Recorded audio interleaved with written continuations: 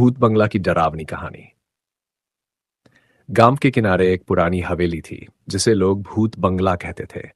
सालों से वह खाली पड़ी थी, लेकिन उसके बारे में कई कहानियां मशहूर थीं। कहते हैं कि उस हवेली में एक अमीर जमींदार रहा करता था जो अपनी दौलत के लिए किसी भी हद तक जा सकता था। उसने कई निर्दोष लोगों को मार दिया था। एक रात जमींदार खुद रहस्यमय तरीके से मरा हुआ पाया गया। उसके मरने के बाद से हवेली में अजीब अजीब घटनाएं होने लगीं। रात को वहां से डरावनी आवाजें आती, कभी किसी के चीखने की, कभी किसी के रोने की। लोग कहते थे कि जमींदार की आत्मा अब भी वहां भटक रही है और अपने अपराधों का बदला लेने के लिए बेताब है। गांव में चार दोस्त थे, राहुल, समीर, निशा और प्रिया।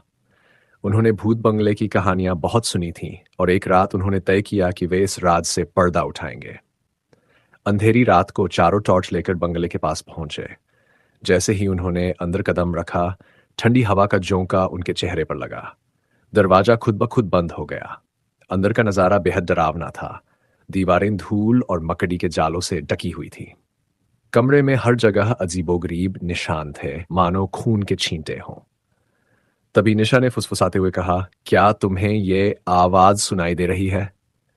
सबने कान लगाया और एक धीमी सी कराह सुनाई दी। आत्मा का प्रकोप। वे आगे बढ़े तो एक कमरे से तेज रोशनी दिखाई दी। अंदर जाकर देखा तो एक पुरानी कुर्सी पर किसी की परछाई बैठी हुई थी। वह जमींदार की आत्मा थी।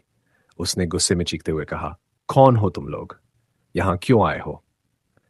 राहुल ने हिम्मत दिखाते हुए पूछा, तुम इस बंगले में क्यों भटक रहे हो?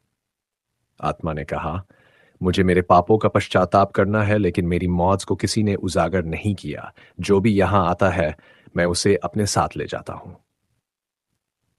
यह सुनकर चारों दोस्त डर गए, लेकिन निशा ने कहा, हम तुम्हारे राज को सामने लाएंगे अगर तुम हमें छोड़ दो। आत्मा ने हामी भरी। राज का पर्दाफाश। अगले दिन दोस्तों ने गांव के बुजुर्गों से बात की। उन्हें पता चला कि जमींदार को उसके ही नौकर ने धोखे से मारा था ताकि उसकी दौलत चुरा सके। जब यह सच गांव वालों के सामने आया तो जमींदार की आत्मा को शांति मिली और वह हवेली हमेशा के लिए शांत हो गई। लेकिन कहते हैं कि रात को कभी कभी हवेली से जमींदार की हंसी की आवाज आज भी सुनाई देती है। अगर आपको ऐसी डरावनी कहानियां पसंद है तो आत्मा की गूंज चैनल को जरूर सब्सक्राइब करें। वहां आपको और भी दिलचस्प और डरावनी